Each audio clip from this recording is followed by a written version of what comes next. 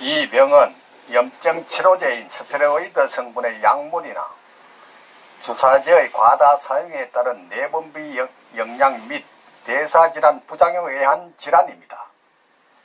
통상적으로 발생 부위는 복부와 전신에서 나타날 수 있습니다.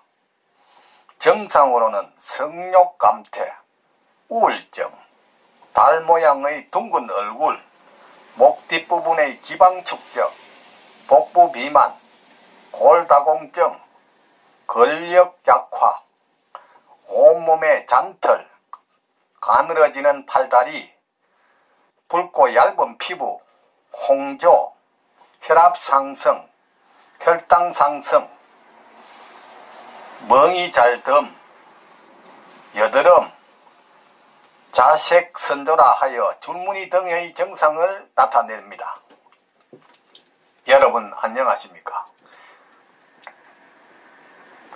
웰빙 100세 시대 시사 거자 자격으로 아름답고 행복한 더불어 사는 세상을 만들어가는 소엽 선생의 웰빙 생활건강TV입니다.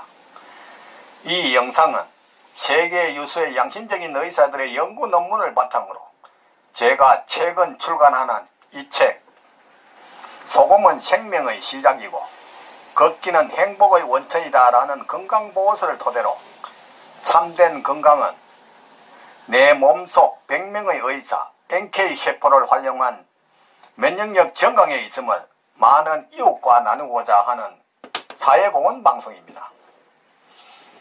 20대 대선을 앞두고 자유민주주의와 법치주의를 바로 채울 대권 후보에게 이 책의 판매 수익금 일부를 후원하고자 하오니 건강에 대해 좀 더 알고 싶거나 대한민국을 반석 위에 올리는 데 관심이 있는 분은 댓글창에 주문과 함께 주소를 남겨주시면 택배비 없이 보내드리겠습니다.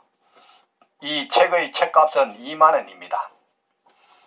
방송을 끝까지 시청하시고 날마다 업로드되는 건강정보로 구독자님의 삶은 늘 지혜와 건강이 함께하는 행복한 삶이 되기를 바랍니다.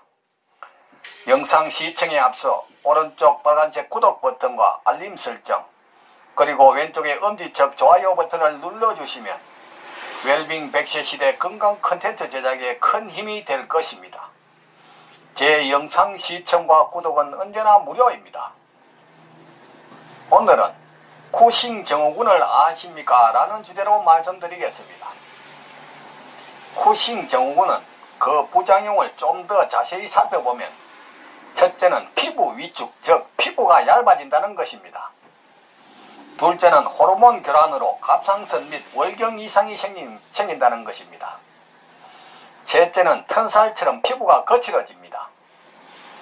넷째는 피부가 스치기만 해도 멍이 잘 듭니다.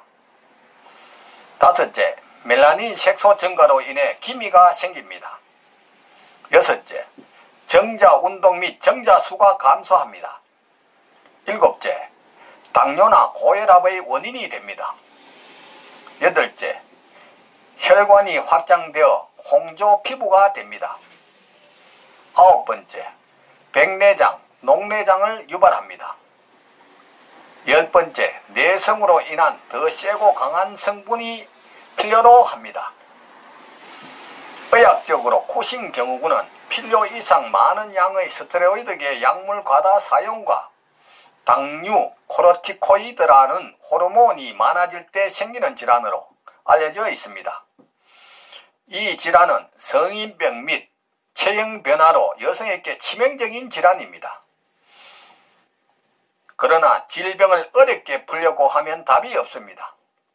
쿠싱 증후군의 주 원인은 질 좋은 소금과 물의 섭취 부족입니다. 한의학에서 신장과 부신의 질환은 짠맛 부족으로 봅니다. 한의학에서 섭생은 수천 년 동안 우리 조상의 몸으로 임상 증명된 것이므로 반드시 참고해야 한다고 합니다. 그러나 현대의학은 모든 소금이 같은 것이냐 만병의 근원이라면서 소금 제한론에 세뇌되거나 진실로 받아들인 많은 사람이 저염식, 무염식을 실천하여 병을 부르고 키워 쿠싱 증후군뿐만 아니라 각종 질병을 부르고 스스로 고생하는 우를 범하고 있습니다. 따라서 현대 수많은 질병은 섭생만 바르게 해도 치료가 되는 것입니다. 기계론적 인체관을 펼쳐 인체를 각 기계의 부품 정도로 땜질이나 교체를 시행하는 현대의학의 문제점은 그 좋은 장비를 가지고도 이 섭생과 태어날 때 신으로부터 부여받은 항상성과 자연치유력 또는 면역력을 무시한 채 그와 반대로 가기 때문에 불치의 병을 만들고 난치병 등이 계속 늘고 많아지는 것입니다. 한때 인기가수로 활발한 활동을 한 이모 씨가 TV에 출연하여 자신이 쿠싱 증후군이라는 질환을 앓고 있다는 안타까운 사실을 밝힌 바 있습니다. 세상 모든 일이 원인 없는 결과 없듯이 그동안 무분별한 약물 사용 및 복용 또는 전자매트 사용이나 비정상적인 생활, 잘못된 섭생을 했는지 살펴보아야 해결책을 찾을 수 있습니다. 보통 여성들이 다이어트를 한다고 오랫동안 고구마나 감자나 당류를 먹고 소금 섭취를 자제하여 몸속 소금이 부족한 상태에서 화장품에도 첨가되기도 하는 스테로이드계 약물 과다 사용으로 인해 발병한 질환인 것입니다. 시쳇말로 호박을 수박 만들려고 무분별하게 사용하면 호박도 수박도 아닌 괴물이 될 수 있으니 편식과 약물 사용에는 신중하고 음식은 싱겁지 않게 먹고 몸속 염도 0.8을 유지하도록 힘쓰는 것이 중요합니다.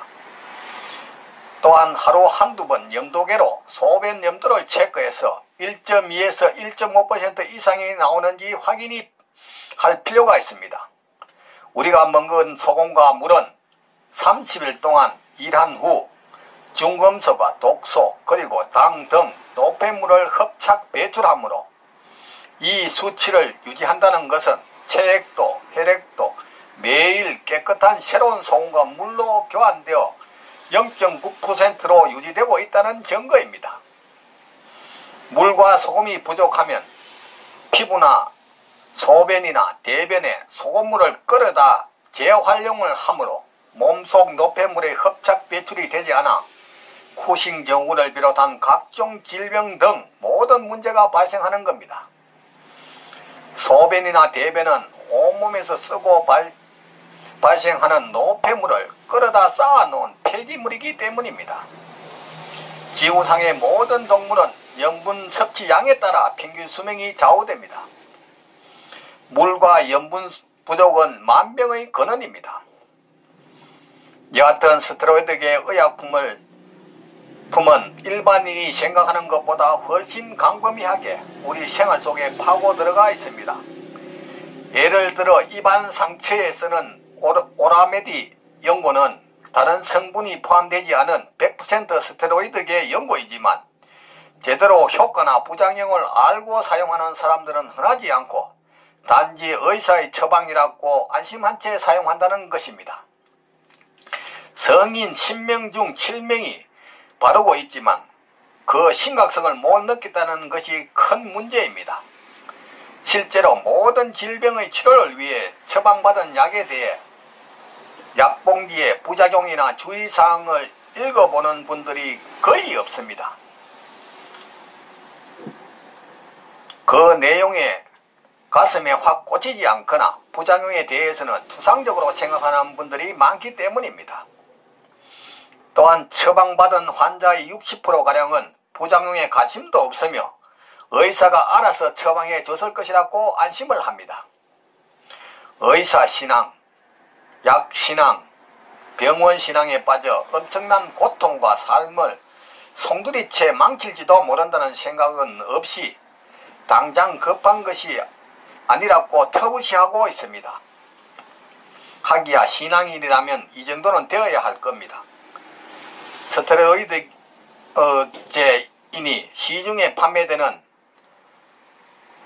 24만 9,500가지 모든 약으로 인한 부작용을 의사가, 약사가, 아니 제약회사가 책임을 져줄까요? 절대 아닙니다. 본인 스스로 책임을 져야 합니다. 여드름, 아토피, 피부 개선을 위해 아니 우리가 쉽게 접하는 고혈압, 고지혈증, 당뇨 등 병원에서 처방해주는 연고를 비롯한 약 등은 염증이나 통증 등 증상을 억누르고 감추는 대증요법일 뿐 절대 치료제라고 할 수는 없습니다. 따라서 모든 약 선택과 사용은 신중해야 하고 자제해야 할 것입니다. 이 때문에 환자들도 맹목적으로 의사에게 처방받아서는 안되며 약품을 처방받은 이유와 효과 그리고 부작용에 대해서 충분히 설명을 들을 의무와 권리가 있습니다.